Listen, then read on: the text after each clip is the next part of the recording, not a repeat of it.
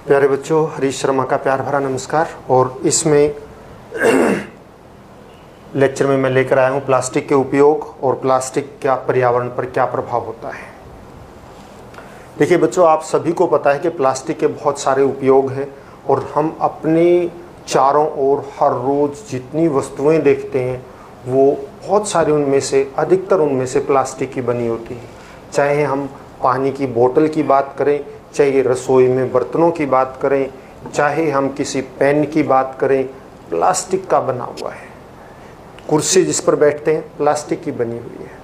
बहुत सारे हमारे घरों में इतनी चीज़ें हैं, उनमें देखिए आप सूची बनाइए कि उसमें से कौन कौन सी चीज़ें प्लास्टिक की बनी हुई है। यहाँ तक कि जो चीज़ें हमें लगता है कि ये प्लास्टिक की नहीं है, उसमें भी प्लास्टिक की मिलावट होती है। गाड़ियाँ जो है उनकी जो ऊपर की बॉडी है, हमें लगता है कि वो प्लास्टिक की नहीं है, लेकिन उसमें प्लास्टिक मिला हुआ है। फाइबर प्लास्टिक होता है एक विशेष प्रकार का। आगे गाड़ी का पूरा बोनट जो है किसी भी कार का देख लीजिए प्लास्टिक का बना है। किसी भी गाड़ी को देख लीजिए, सब में, वायुयान तक उसमें प्लास्टिक होता है। तो हर जगह एक हम छोटा सा चाकू रखते हैं, उस चाकू का हत्था भी प्लास्टिक का बना है। घर में जो हमारे बर्तन हैं उनके जो हैंडल हैं ताकि वो गर्म ना हो, प्लास्टिक के बने हैं।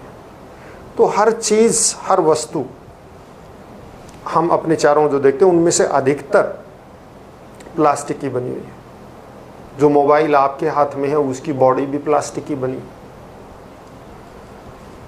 तो प्लास्टिक के मुख्य उपयोग क्या क्या हैं देखिए, आप लिख दीजिए। बहुत सारे उपयोग आपको आते हैं प्लास्टिक से।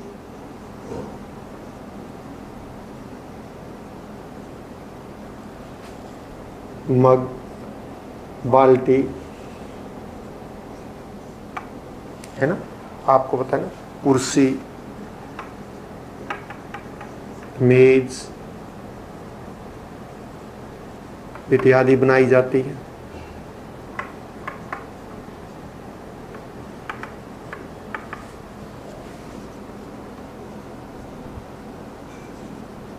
रसोई घर में उपयोग होने वाले डिब्बे,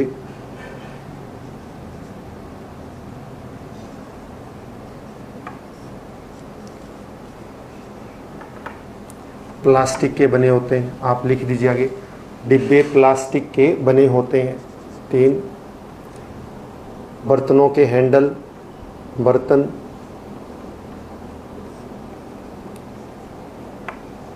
चाकू के हैंडल। आप लिखिए डिब्बे प्लास्टिक के बने होते हैं, ऐसे लिखना है आपने।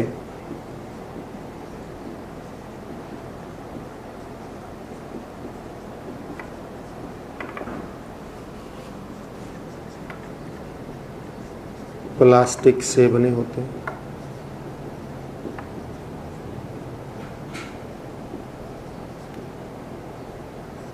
जो हैंडल वगैरह हैं वो थर्मोसेटिंग प्लास्टिक के बने होते हैं।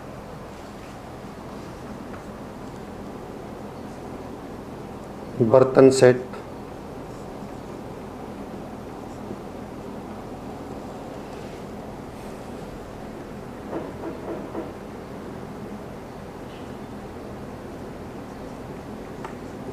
प्लास्टिक के हो सकते हैं, है ना। बहुत सारे बर्तन होते हैं हमारे घरों में जो माइक्रोवेव ओवन वगैरह में प्रयोग होते हैं। खिलौने,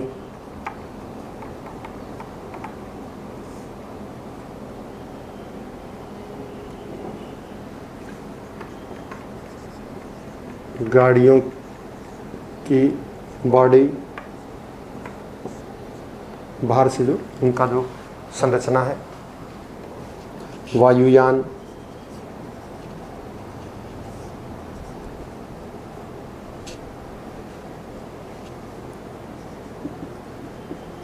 वह रॉकेट की बॉडी, ये प्लास्टिक से बनी हो सकती हैं।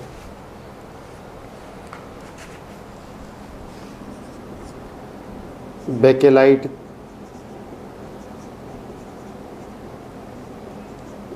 प्लास्टिक का उपयोग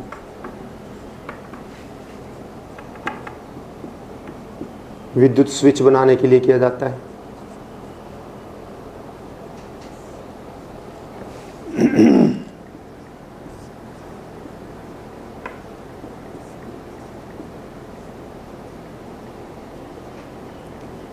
होता है।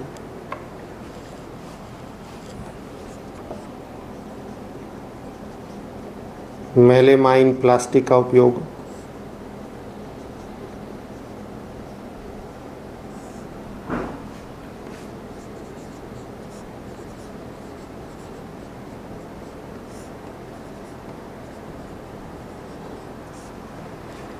ऊष्मा व आगरोधी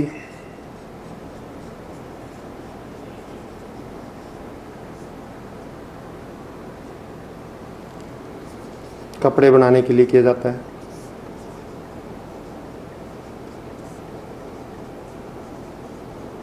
कपड़े बनाने में होता है। जितना भी साज सजावट का सामान, चप्पल, जूते,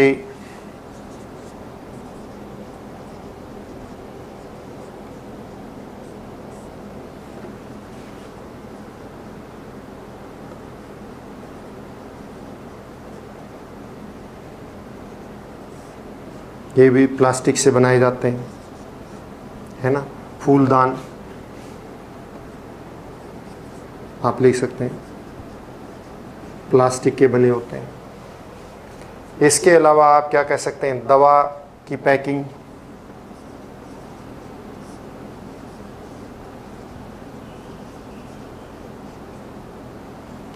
चाहे वो गोलियों की पैकिंग हो बच्चों, चाहे वो किसी दवाई पीने वाली दवाई की पैकिंग हो, वो प्लास्टिक की उसमें पैक होते हैं। घावों को सीने के लिए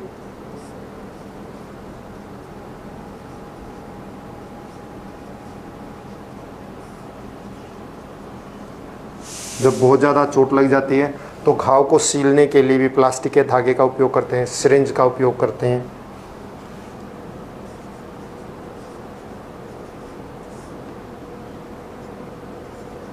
दस्ताने,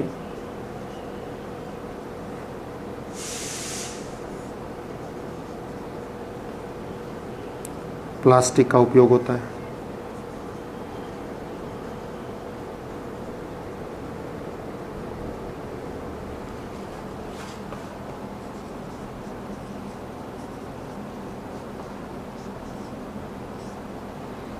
किसी भी सामान को पैक करने के लिए आप देखिए पॉलीथीन का प्रयोग करते हैं, वो भी एक तरह का प्लास्टिक है।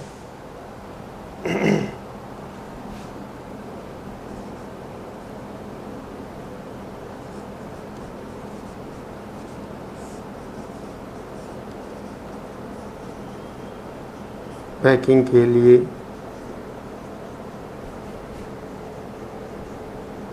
पॉलीथीन का उपयोग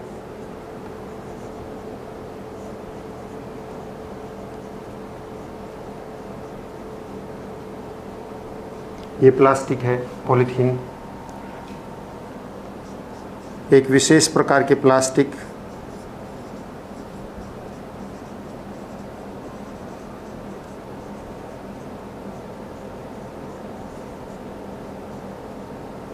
टेफ्लॉन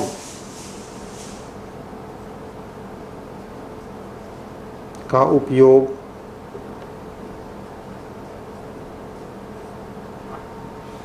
कहाँ पे होता है, जो भोजन बनाने वाले होते हैं ना,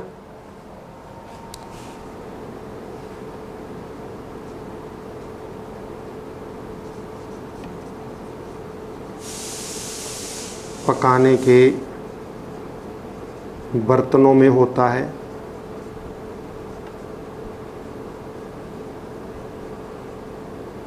जिस पर भोजन चिपकता नहीं।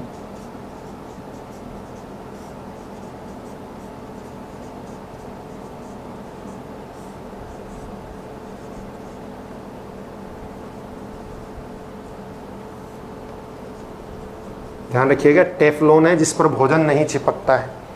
तो इस प्रकार से बहुत सारे अनेकों यूज हैं प्लास्टिक के। चारों ओर हमारे हर चीज़ हम देखते हैं लगभग हर चीज़ जो है प्लास्टिक की बनी होती है। तो इस तरह से बहुत सारे उपयोग आप और भी लिख सकते हैं। तो ये मैंने कुछ मुख्य उपयोग लिखे हैं। जहाँ पर इतना उपयोगी सिद्ध हो रहा है प्लास्टिक बच्चों, वहाँ पर प्लास्टिक की बहुत बड़ी हानियाँ भी हैं।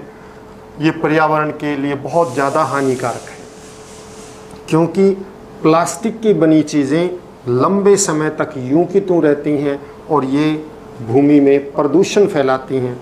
और क्योंकि ये सरलतम भागों में विभाजित नहीं होती और यूं की त्यों रहने के कारण ये बहुत अधिक प्रदूषककारी हैं। इनमें से बहुत सारी विषैली गैसें निकलती हैं जो हमारे पर्यावरण को प्रदूषित करती हैं, हमें विभिन्न बीमारियों को जो है हमारे शरीर में लाती हैं।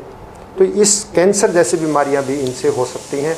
ऐसे जहरीली गैसें और इसके अंदर रासायनिक पदार्थ होते हैं। तो पर्यावरण में जितने भी पदार्थ हैं बच्चों, वो दो मुख्य प्रकार के हैं। दो प्रकार के पदार्थ हैं। एक पर्यावरण में मुख्यतः दो प्रकार के पदार्थ हैं। एक जैव निम्नीकरण,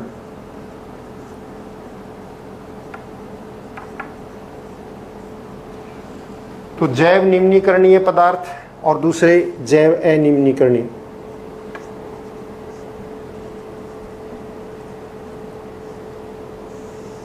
जैव निम्नीकरणीय पदार्थ ऐसे पदार्थ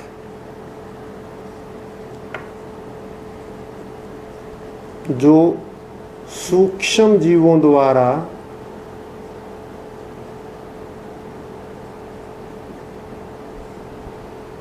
सरल भागों में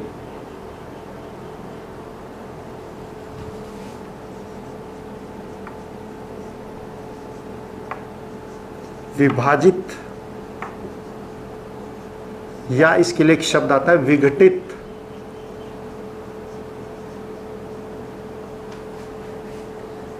किए जाते हैं, किए जा सकते हैं,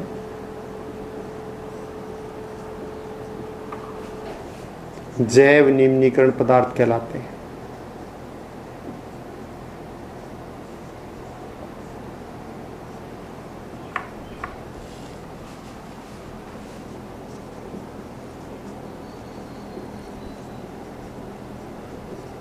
बच्चों, जो पदार्थ सूक्ष्म जीवों के द्वारा सरलतम भागों में विभाजित किए जा सकते हैं उन्हें हम जैव निम्नीकरणीय पदार्थ कहते हैं। जैसे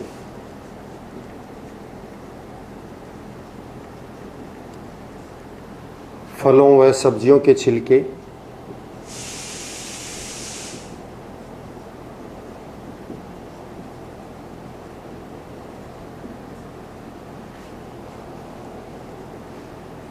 पादप उत्पाद,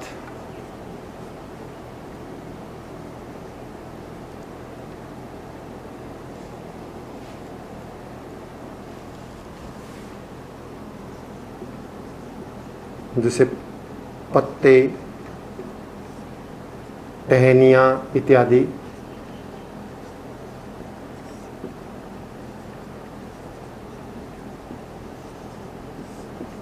ये सब क्या है? जैव निम्नीकरणीय है।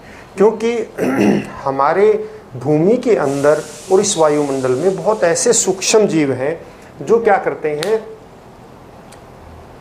पदार्थों को सरलतम भागों में विभाजित कर देते हैं और उनको वापस मिट्टी में मिला देते हैं। तो ऐसे पदार्थों को हम जैव निम्नीकरणीय पदार्थ कहते हैं, जिनको सूक्ष्म जीव क्या करते हैं, सरलतम भागों में विभाजित कर देते हैं। तो वो लंबे समय तक प्रदूषण नहीं फैलाते हैं, और बल्कि इनसे एक फायदा भी होता है कि जो पोषक तत्व पौधे ने कभी लिए थे वही पोषक तत्व शरीर में होते हैं, और उसका जैव निम्नीकरण करने के बाद वो वापस भूमि में आ जाते हैं। तो ये चक्रण चलता रहता है। तो ये जैव निम्नीकरणीय पदार्थ होते हैं। दूसरे होते हैं जैव अनिम्नीकरणीय पदार्थ।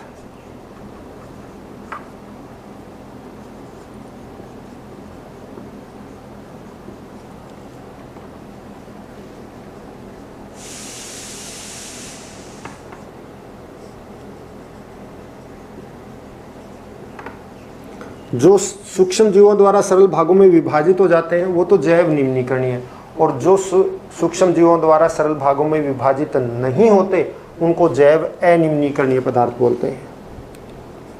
जो पदार्थ सूक्ष्म जीवों द्वारा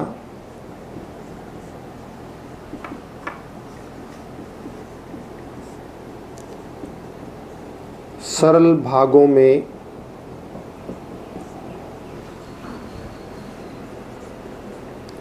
विभाजित नहीं किए जा सकते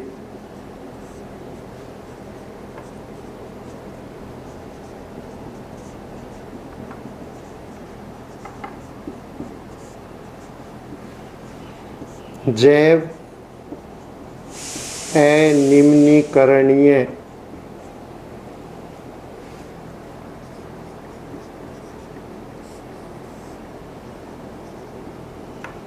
पदार्थ कहलाते हैं।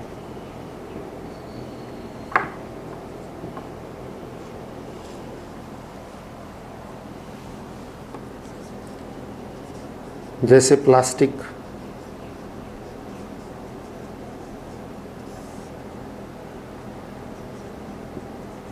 लोहा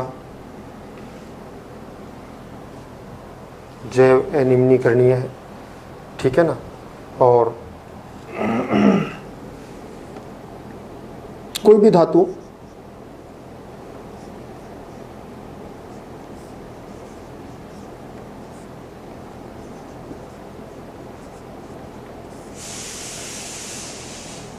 बहुत सारे संश्लेषित रेशे अधिकतर, तो ये सारे जैव अनिम्नीकरणीय हैं।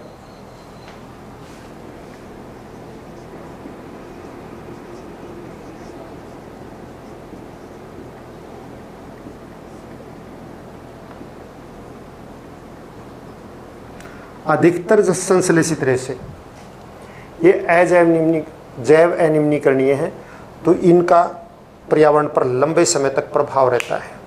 जैसे कि एक चार्ट आपकी किताब में दे भी रखा है, मैं आपको बता देता हूँ कि सब्जी और फलों के छिलके और बचा हुआ भोजन ये जैव निम्नीकरणीय है, और ये 1 से 2 सप्ताह यानी कि 7 से 15 दिन के अंदर इनका विघटन हो जाता है। सरलतम भागों में सूक्ष्म जीव उनको विभाजित कर देते हैं।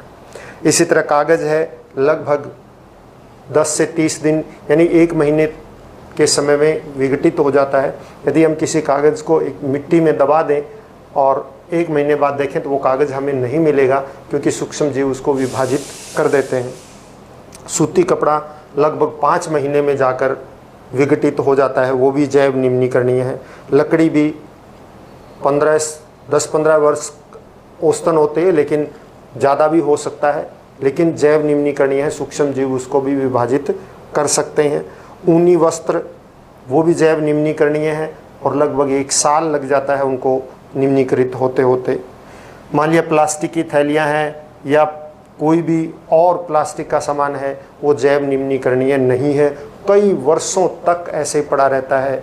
और धातु की चीज़ें हैं वो भी जैव निम्नीकरणीय नहीं है, 100 वर्षों तक ऐसे ही पड़ी हो सकती हैं, 100, 200, 300, 400, 500 साल और इससे भी अधिक समय तक यूं की त्यों रह सकते हैं। तो आप ये जो सूक्ष्म जीवों द्वारा सरलतम भागों में विभाजित नहीं होते उनको हम जैव अनिम्नीकरणीय, यानी उनको निम्नीकरण नहीं हो सकता, वो सरलतम भागों में विभाजित नहीं हो सकते, अनिम्नीकरणीय। और निम्नीकरणीय मतलब निम्न हो सकती है, यानी सरलतम भागों में विभाजित हो सकती हैं। जैव का मतलब सूक्ष्म जीव, तो इसको सूक्ष्म जीव विभाजित कर सकते हैं, वो जैव निम्नीकरणीय। और जिनको सूक्ष्म जीव विभाजित नहीं कर सकते, जैव अनिम्नीकरणीय। अब प्लास्टिक की बात है, तो हमें प्लास्टिक का इतना अधिक उपयोग कर रहे हैं, लेकिन वो जैव अनिम्नीकरणीय है और बहुत ज़्यादा प्रदूषणकारी है। क्या क्या हो सकता है उनका प्रदूषण, कहाँ कहाँ पे वो करते हैं कि नालियों में आ जाते हैं, नालियों को बंद कर देते हैं। आप देखिए क्या हानियां हैं प्लास्टिक के ज़्यादा उपयोग की। एक तो जैसे नाली इत्यादि को बंद कर देते हैं। आपको पता है हम किसी भी भोजन को, खाने वाली चीज़ को प्लास्टिक की थैली में बंद करके डाल देते हैं और उसको जानवर, गाय इत्यादि खा जाती हैं, और आप देखिए उनके खाने से उनकी श्वसन नली और उनका पाचन तंत्र ब्लॉक हो जाता है, जिससे उनकी मृत्यु हो जाती है। तो हमें प्लास्टिक का कम से कम उपयोग करना चाहिए। प्लास्टिक जितना भी संभव हो उसके कम से कम उपयोग करें। मैं ये नहीं कहता कि आज ही आप बंद कर दें, लेकिन कम से कम उपयोग। जैसे आपको पहले बताया है कि जैसे ये चीज़ें, प्लास्टिक की जो वस्तुएं होती हैं वो पर्यावरण को बहुत अधिक नुकसान करती हैं। जब उनको जलाया जाता है तो उनमें से, या उनको बहुत अधिक गर्म किया जाता है तो उनमें से विषैली गैसें निकलती हैं जो कैंसर जैसे रोग कारक हैं। और प्लास्टिक की थैलियाँ तो हम इतना अधिक उपयोग कर रहे हैं, फिर क्या करें? तो उनका हम क्या कर सकते हैं? उनका हम पुनः उपयोग कर सकते हैं, उनको पुनः चक्रित कर सकते हैं। मुख्यतः हमारी किताब में जैसे 4R का सिद्धांत दे रखा है, यानी आप प्लास्टिक की चीज़ों का उपयोग करते हैं तो सबसे पहली बात तो ये कि कम से कम उपयोग करें। एक, कम से कम उपयोग। दूसरा, आप क्या कर सकते हैं कि एक बार उपयोग करने के बाद उसी को दोबारा उपयोग किया जा सकता है। किसी पॉलीथीन में आपने कोई सामान डाला तो आप उसको आके फेंकिए मत, उसमें दूसरा सामान डाला जा सकता है। कोई डिब्बे में, जो प्लास्टिक का डिब्बा, उसमें कोई सामान आया है, वो खाली होने के बाद उसको दूसरा कोई सामान डालने के लिए उपयोग किया जा सकता है, उसको फेंकिए नहीं। तो ये उसका पुनः उपयोग है। जब वो उपयोग के लायक ना रहे तो उसको जो है हम क्या करते हैं, जो ऐसे लोग हैं जो कबाड़ लेने आते हैं उनको बेच दीजिए, जिससे वो उसको लेकर पुनः चक्रित करेंगे और उसका कोई दूसरा सामान बना देंगे। तो वो इस तरह से भी हम कर सकते हैं। और या फिर उसी सामान को हम पुनः प्राप्त करें, मतलब एक तो उसको चक्रित कर सकते हैं या फिर उसको पुनः प्राप्त भी कर सकते हैं। तो इन 4R के सिद्धांत से कौन कौन सा? कम से कम उपयोग, पुनः चक्रण, पुनः प्राप्त करना और पुनः उपयोग। पुनः, कम से कम उपयोग, पुनः उपयोग, पुनः चक्रण और पुनः प्राप्त करना।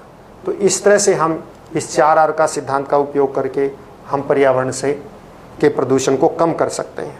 तो जहाँ तक हो सके प्लास्टिक की थैलियों का कम से कम उपयोग करें, उसको इधर उधर मत फेंकिए, और जहाँ तक संभव हो अपने साथ जूट का या सूत का कोई थैला लेकर जाएं, उसी में सामान लेकर आएं।